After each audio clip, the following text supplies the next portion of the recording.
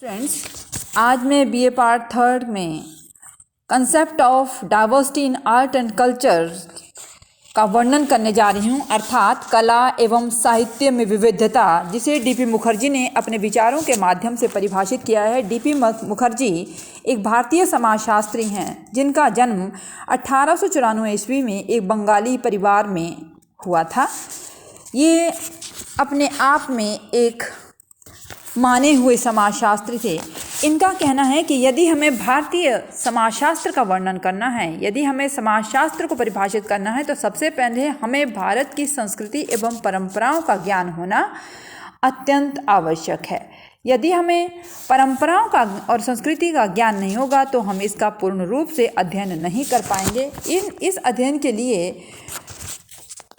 इन्होंने अनेकों पद्धतियाँ दी, जैसे द्वंद्वात्मक पद्धति के द्वारा इन्होंने परंपराओं के द्वंद्वों का वर्णन किया।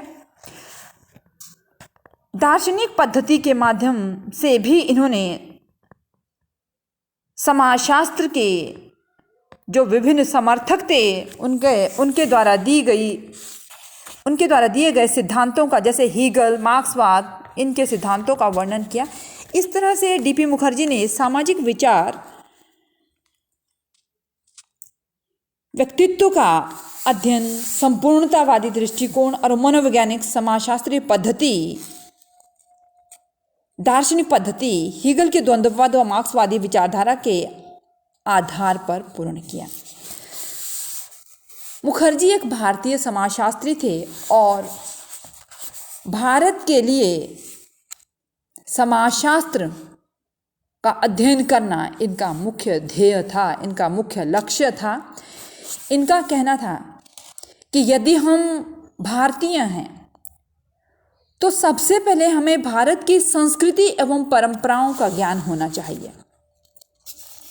यदि हमें अपनी संस्कृति और परंपराओं का ज्ञान नहीं है तो हम इसका अध्ययन भी पूर्ण रूप से नहीं कर सकते हैं। अर्थात इन्होंने अपने अध्ययन का प्रारंभ भारतीय समाजशास्त्र की विषय वस्तु में सबसे पहले परंपराओं एवं संस्कृति को विकसित करने का ही वर्णन किया कि किस तरह से हमारी संस्कृति का विकास विभिन्न प्रजातियों एवं संस्कृतियों को चुनौती एवं संश्लेषण के परिणाम पर पूर्ण करते हैं। इसके बाद इन्होंने भारतीय समाजशास्त्र के लिए एक व्याख्यात्मक पद्धति का वर्णन किया, जिसमें एक भारतीय के रूप में तथाकथित शोध प्रबंधों के जंगल में कोई भी जीवन अर्थ खोज निकालना असंभव पाता हूँ। इसके आधार पर इन्होंने 1955 ईस्वी में भारतीय समाजशास्त्र तथा उसके अनुस्थापन के विषय पर अपने विचार व्यक्त किए। इसके साथ ही इन्होंने पाश्चात्य वैज्ञानिक तकनीकी का भी विरोध किया कि पाश्चात्य यानी पश्चिमी देशों की जो संस्कृति है वो हमारी भारतीय संस्कृति को प्रभावित कर रही है, उसका भी इन्होंने विरोध करना प्रारंभ किया। क्योंकि भारतीय समाज इनका कहना था कि भारतीय समाज परिवर्तित तो हो रहा है लेकिन यह कम श्रृंखलित है, इसलिए पाश्चात्य वैज्ञानिक तकनीक, अवधारणा एवं सिद्धांतों के द्वारा भारतीय समाजशास्त्री भारतीय समाज को भली भांति नहीं समझ सकते हैं। इसलिए पाश्चात्य संस्कृति का प्रयोग करना असंभव है या सही नहीं है, क्योंकि इस अवधारणा के आधार पर हम यह देख सकते हैं कि भारतीय समाजशास्त्र को पश्चिम के समाजशास्त्र की अनुकृति बनाने का इन्होंने विरोध किया। अंत में इन्होंने मार्क्सवाद का वर्णन किया, जिसमें कार्ल मार्क्स ने द्वंद्व शब्द का प्रयोग किया है, अर्थात द्वंद्ववाद का प्रयोग किया है। मार्क्स ने द्वंद्ववाद को वाद विवाद एवं संवाद के माध्यम से इसका वर्णन किया है। इसी तरह से मुखर्जी ने भी मार्क्स के इस सिद्धांत को फॉलो किया, उसका अनुसरण किया और उसी के आधार पर इन्होंने परंपराओं के द्वंद्वों का भी वर्णन किया है। अंत में डीपी मुखर्जी ने भारतीय सामाजिक परंपरा में जो परिवर्तन आए हैं उनका क्या महत्व है और कैसे परिवर्तन आए हैं, 1955 में इन्होंने अखिल भारतीय समाजशास्त्रीय सम्मेलन जो कि देहरादून में हुआ उसका इन्होंने वर्णन किया इसका वर्णन इन्होंने 1958 ईस्वी में अपनी पुस्तक डाइवर्सिटीज में किया है, जिसमें इन्होंने Indian tradition and social change के माध्यम से इसको प्रकाशित भी किया।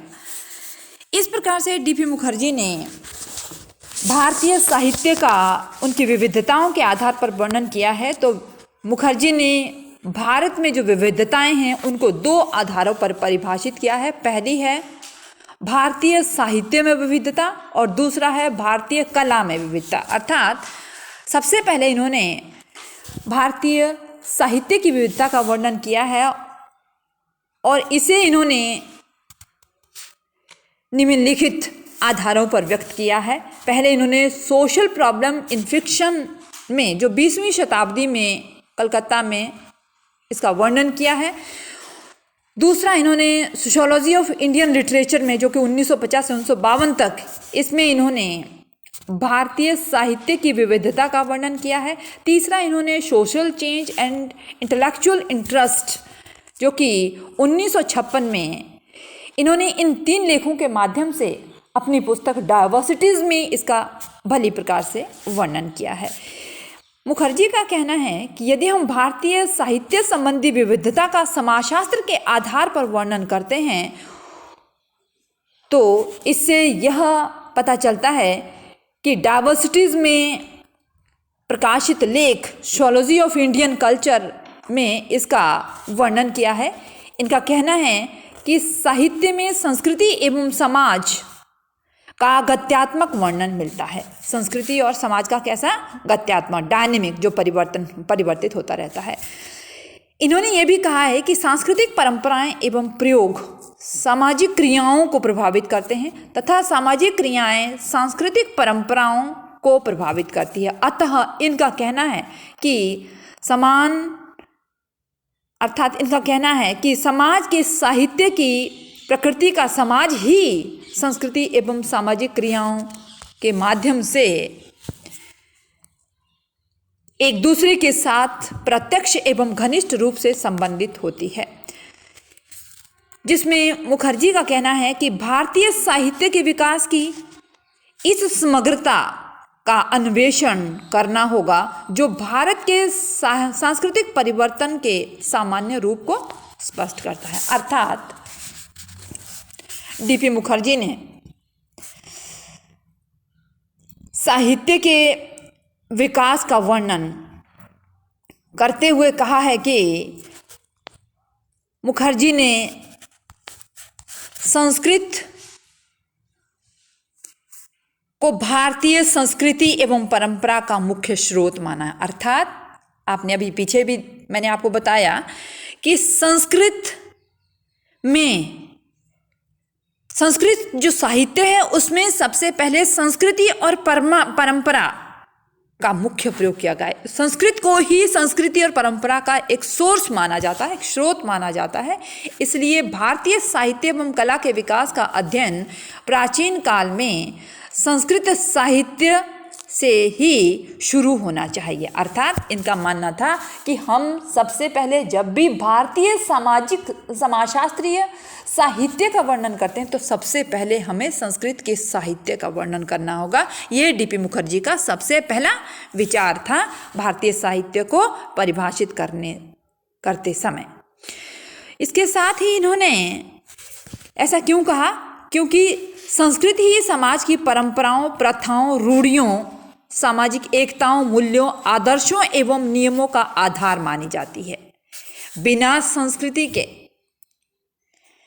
इन सब चीज़ों का हम वर्णन नहीं कर सकते हैं, क्योंकि संस्कृति जीने की कला है और वो जीने की कला जो कि एक पीढ़ी से दूसरी पीढ़ी को हस्तांतरित होती है उसका वर्णन यहाँ पे किया जाता है। इसलिए भारतीय साहित्य एवं कला के विकास का अध्ययन प्राचीन काल में संस्कृत साहित्य से ही प्रारंभ किया गया था। भारतीय साहित्य पर इस्लाम धर्म का प्रभाव सबसे ज़्यादा पड़ा, उसके बाद भक्ति काल का प्रभाव और बाद में पश्चिम के अंग्रेजी साहित्य का प्रभाव हमारे भारतीय समाज पर पड़ा। इस प्रकार डीपी मुखर्जी ने भारतीय साहित्य के विकास का वर्णन विभिन्न आधारों पर किया है, जिसमें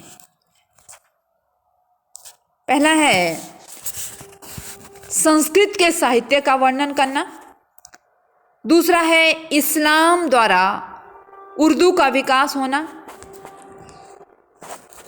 तीसरा है भक्ति के द्वारा विकास और चौथा है पाश्चात्य प्रभाव द्वारा यानी अंग्रेजों का क्या प्रभाव पड़ा हमारी भारतीय संस्कृति में। अतः इस समाजशास्त्रीय अध्ययन से हम यह निष्कर्ष निकाल सकते हैं कि डीपी मुखर्जी ने सबसे पहले यदि संस्कृत के साहित्य का प्रयोग सबसे महत्वपूर्ण माना, यानी जो कि परंपरा और संस्कृति के स्रोत का मुख्य आधार मानी गई है, इसका वर्णन इन्होंने विभिन्न विकासों के माध्यम से इसका परिभाषित किया है और जिसका वर्णन करते हुए ये कहा है कि यदि हम पाश्चात्य संस्कृति का अनुसरण करते हैं तो पाश्चात्य संस्कृति हमारी सामाजिक एवं सांस्कृतिक क्रियाओं को प्रभावित करती है और हमारी भारतीय संस्कृति को उस तरह से श्रृंखलाबद्ध नहीं होने देगी जितनी की होनी चाहिए। इसलिए हमें पाश्चात्य संस्कृति का प्रयोग नहीं करना चाहिए। हमें अपनी संस्कृति का अध्ययन करके उसको स्टेप पीढ़ी दर पीढ़ी विभिन्न आयामों के द्वारा इसको विकासशील बनाना चाहिए। धन्यवाद।